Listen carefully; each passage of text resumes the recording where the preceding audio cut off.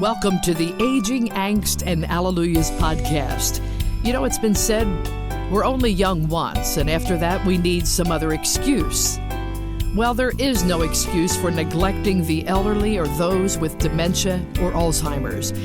And the biggest advocate for aging I know, who also has the biggest heart in all of Tennessee, is Mary Ann Oglesby-Sutherly.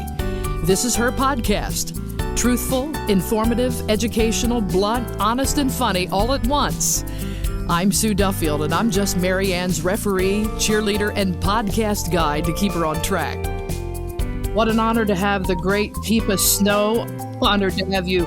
And sorry about the beginning there, Teepa. We were having some technological weirdness happening. If we didn't do that, we would be, like superhumans. And since we are, we'll deal with it. We'll roll. We have to keep up with time. It's not easy. It's one of those things. It is. And I want to say right from the top, you have helped a great deal, not only thousands of people, but you helped a very special friend of mine that I grew up with in Penns Grove, New Jersey, Bruce Willis. Oh, my heavens. And Emma and all of the family they've been blessed by your ministry and by your giving and counsel. And I just want to say a hearty thank you from this side, from his classmate from 1973. We go back. But really, the most important thing today, though, is what you and Mary Ann are going to talk about. And Mary Ann, thank you again for just putting yourself out there during one of the most difficult months that you've had in a long time. That is true. I've done this 12 years at the Veranda, Teepa, and I have never, ever had 3 people pass away in 1 week, and it be Christmas week. And then the hits just keep coming. But I will tell you, today's topic, I want us to discuss because it's about hospice and dementia. And we've had this conversation before. I've had this conversation with many hospices, and yet I still see everyone doing the best they can.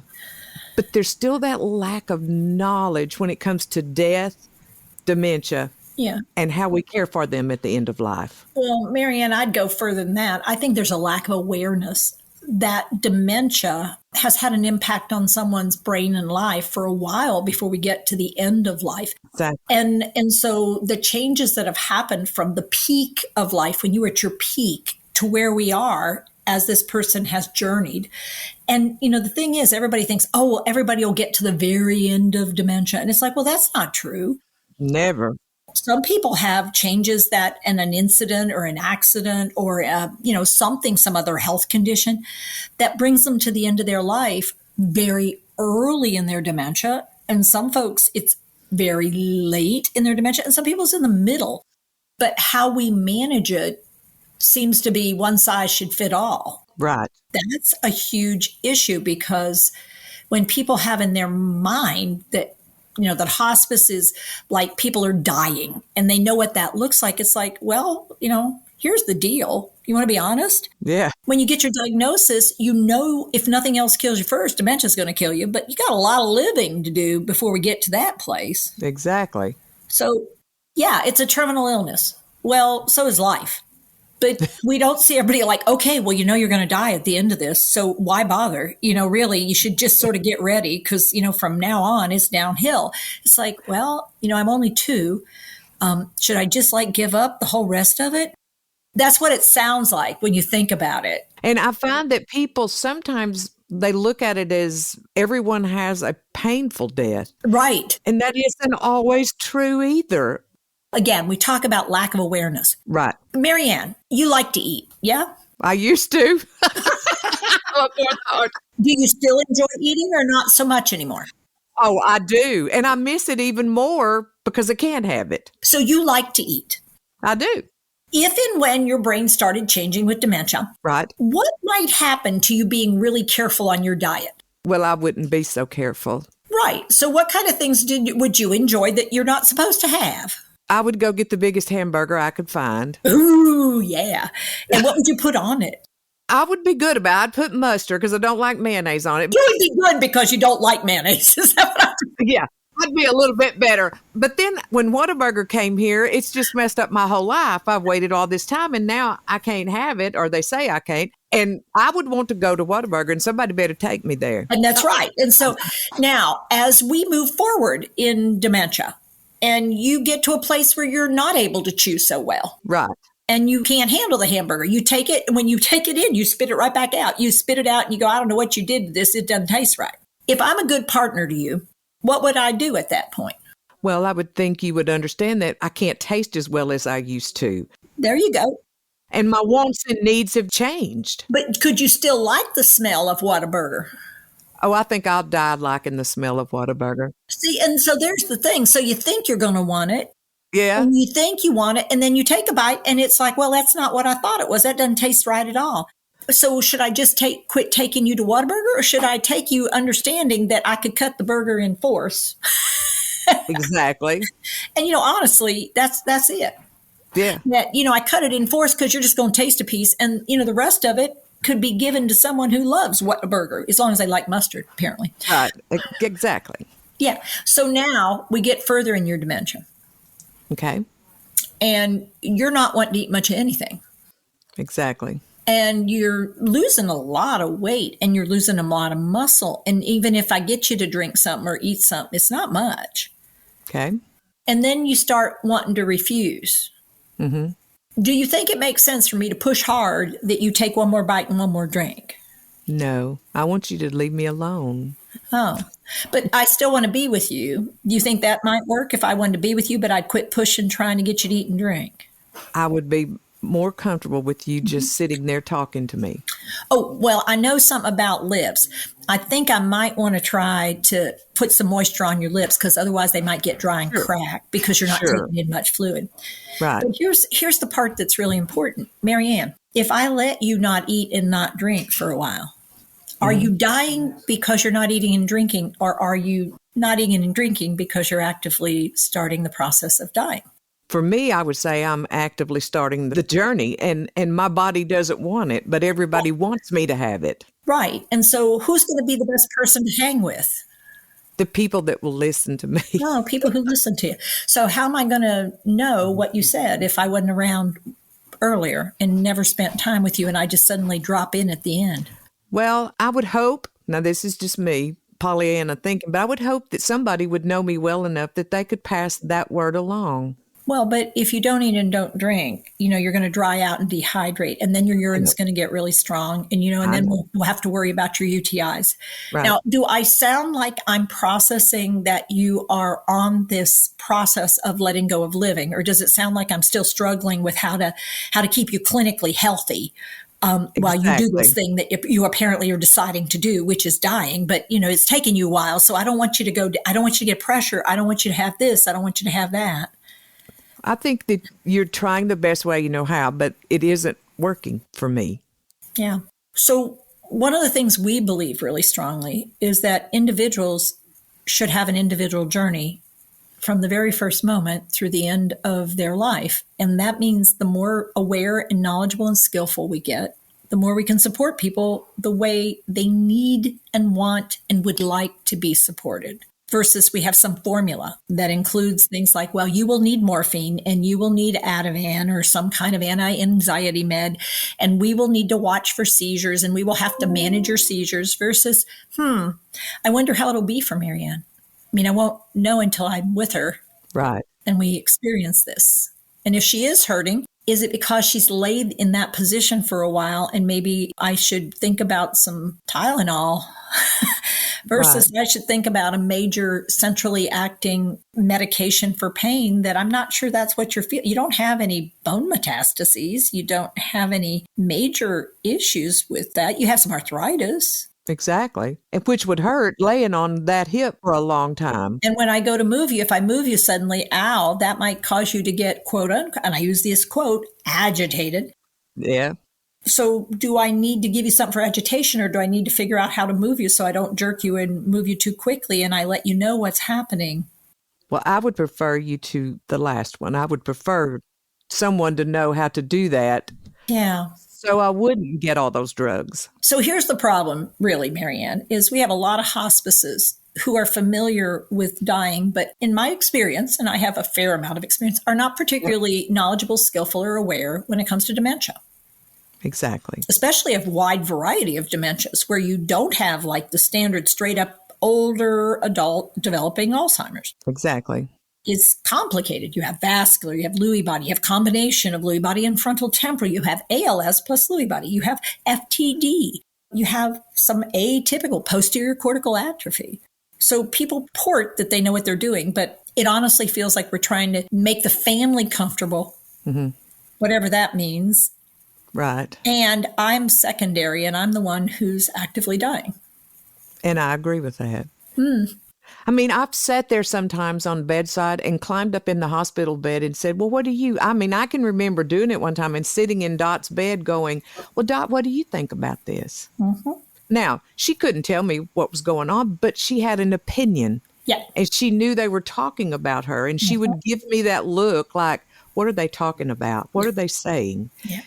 And so if you want a good death, as everyone likes to talk about, you have to include the person that's fixing to leave here. I mean, that just makes common sense to me. It does. And I think how people misinterpret, like one of the last senses to leave a human being is their sense of hearing. Yes. Even if I was hard of hearing, I don't get more hard of hearing as I'm dying. I might actually, get a little better because things have quieted down and things are silent. I'm not trying to do too many things. My eyes are closed. The only sensation I often am paying attention to is sound. And all of a sudden, when everything else calms and quiets, I can actually hear and understand a lot more than you think I can.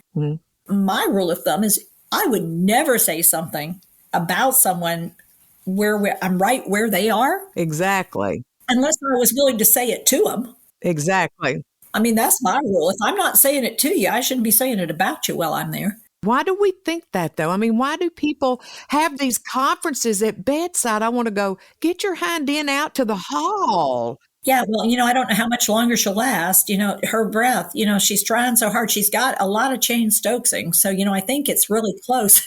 We wouldn't want them to do that to our grandchildren. Yeah. It wouldn't happen, but I think because they're getting older.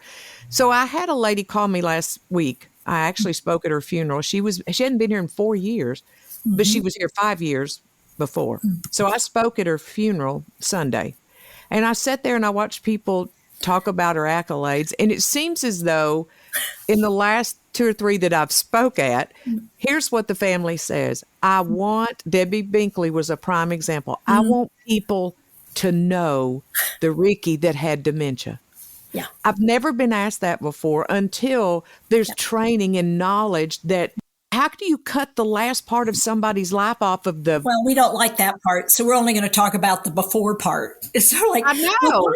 It's like, wait, I lived that too. And lived it as well as they could. Yeah, we all did as well as we could. So to celebrate the entire life, he managed to find pleasure in being with you. Ricky's a great example. He is. He never forgot coming to be with you. Never. And the last words he told me was, I love you, 2 days before he died. And his wife, Debbie, she was just sitting there and she goes, there's a personal connection between you two. And after the service, she said, it's because he strived to be the best educator he could be. And he had a vision and a heart for people. I think he connected because he saw you had the heart for him and other people. If Ricky could feel that with FTD. Yeah. And I would say the other reason is you gave Ricky a place to teach others.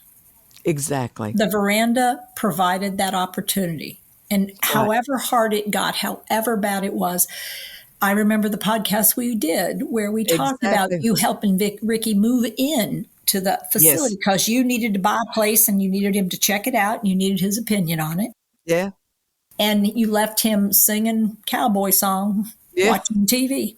Happy as he could be. There you go. And I think the misery that it is that some people experience as they live the latter part of their dementia has a whole lot to do with people's misunderstanding and poor comprehension of what that could and should look like and how we need to change. As things are changing for that person, we need to change our expectations, what tasks are important, how we go about doing it, how we support someone to still have value and purpose and pleasure and find rest, and how we can do that by providing really excellent palliative comfort care. Exactly. And the biggest challenge is people don't actually know what that means when it comes to dementia at all. They don't. I don't want people to think that I don't like hospice because, listen, they were a godsend to my mom and my family. But when it comes to dementia, there is that, it's like they're the first people to get kicked off now because they've been on it too long. And their body, just the diagnosis is a death sentence, but Right. they can't stay on it. And the lady that I spoke at her funeral, they had already removed her one time. And as of 2 or 3 weeks ago, they were going to remove her a second time. I didn't even recognize how she looked. So I thought, how can you remove someone? And her daughter said, but Mama, the school teacher and Mama said, you know what, I'm going to do this my way. I'm in charge here. And she died anyway. She died as they were trying to take her off because she wasn't dying. But here's the deal. It's not about whether people are dying or not. It's whether they made a criteria of Medicare. That is the truth. It's the worst. Let's be real honest. When Medicare got involved, when Medicare started being involved, what started happening? It was about reimbursement. Exactly. And hospices before were dependent, honestly, I've been around a long time. I've been around Me too. I know. 46 years professionally, Mary Lou. I know. And here's the deal. Hospices back in the beginning, it was just all donations. It was all people deciding to volunteer, to give their time, to give their heart, to give their service. I did hospice early on. I sat vigils with folks. I offered service, but it was all volunteer because there wasn't funding. And then it became donations. It was donation-based, nonprofit. Right. Once we started using Medicare dollars, which I'm not arguing that Medicare has a role, but Medicare's rules became the way that the hospices could survive. And so it became a funding issue. So picking people up, dropping people off, having the resources to serve people were all about Medicare reimbursement. Right. And once we start doing that, then Medicare guidelines, we all get invested in, did you tick the boxes? Did you follow the guidelines? Did they meet the criteria? And somehow that human being and that human family and that human need becomes really sidebar to, do we qualify for hospice? Oh, you don't qualify anymore. But I still have the same dementia I had. I don't understand. Well, but you're getting better, not getting worse. You're not passing quickly enough. You're not changing fast enough. I don't think it's getting better. I don't think that's it. I think it's that you're not going fast enough. I think that's one of those real good, honest statements. Well, that can be. I have had people who start perking up when we take them off all their meds. Thank you. All of a sudden, they perk up like nobody's business and they're looking good. I know. Then it's like, well, they don't really qualify for hospice anymore because they're looking good. And it's like, well, you better keep them off the meds then because you put them back on. Then they get off hospice and they get the meds back. One of the questions I wanted to ask you is that I don't understand why people believe that because you're dying with dementia, you need the same meds that you do. Yeah. And here's the reason why. Because of what happened to a client, it was a mix-up. And so medicine she'd been taken off of at home was somehow in an era replaced back in her system. And we couldn't figure out why she was so agitated all the time. Oh, boy. Because that's what we took off. And then she was taking them. And so I'm not blaming anybody, but that's the knowledge of dementia, that all of those meds make the agitation worse sometimes. Yeah. That's what it was. And it should have been like, those would be, if you know a lot about dementia, then you'd go, let's take a look and see what kind of reaction she's had to a variety of meds, because some of the ones we're contemplating with certain dementias are known irritants, and about 50% of people have a paradoxical reaction of the opposite of what you think it's going to do. Exactly. So let's look back in her chart and see if there's any evidence that she's had this happen before, because we don't need to repeat it at this point in her life. And sometimes I think when you get so many people involved in one person's life, you've got so many opinions of the care.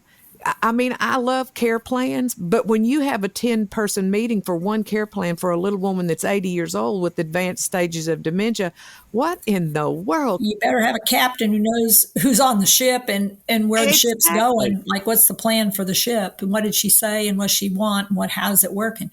The other thing, Marianne, on that front, I mean, the other reality is like, okay, hang on here, because here's another one. If I have advanced dementia and you decide, ooh, she's really agitated, it's like, how well did you know me before? I never liked to lay still. I've never laid still. I never sat still. So make sure what you're seeing isn't just a natural pattern for me and you're trying to drug me for being me versus this is truly an agitation and it's different and we should look and see how uncomfortable she is and why she's uncomfortable. There are people who will not stay still until they draw their last breath, and that's when they'll stay still. I knew my mom was super close to the end of her life when her hands stilled. Because her hands were never still. Her hands were never still. The woman never watched a TV program. She wasn't knitting, crocheting, sewing, embroidering. She was always doing things with her hands. And when her hands finally stilled, I thought, oh, it's close. It's close because that's the last thing she would do is be still. I didn't need to drug her. No. Have we made it so medical that we can't bring the compassion? Because everything, because it's no secret, I do some doula work, end-of-life doula work. And so our whole concept is there's got to be somebody there that knows that person that can deliver compassion and mercy and comfort. There has to be that entity. And because Medicare doesn't pay for it, there's got to be a group of people somewhere rise up and say, we got to send somebody in here. We've got to figure it out. We got to figure this out. It's got to be a better way. Yeah, because there's an assumption that hospice workers will be, and this is an assumption, that they will be really focused on the comfort first. And unfortunately, due to Medicare, in many ways, they focus on the tasks that are supposed to get done during the visit. Exactly. So it's like bathing or cleaning up or turning or checking, doing the changes and that kind of thing. It's like, whoa. Those are tasks. We're talking about the person. And that's going to take someone holding people and saying, okay, let's pause here. This is causing her distress. Given how quickly her things are changing, I'm going to vote for it doesn't really matter if she's wet right now, because moving her to get her dry is causing her a lot more distress than simply leaving her alone for a little bit. Let me try just moving her body gently and see if I can get her comfortable with beginning to move. Or if it's so miserable for her to move that we have to make different choices for her right now. Right. It just doesn't make sense. Well, I've sent I don't know how many people to your website, because they all have to go to the website at some point in the time or the other, because I just push it. But is to go to that video of the Pearl stage. Yeah.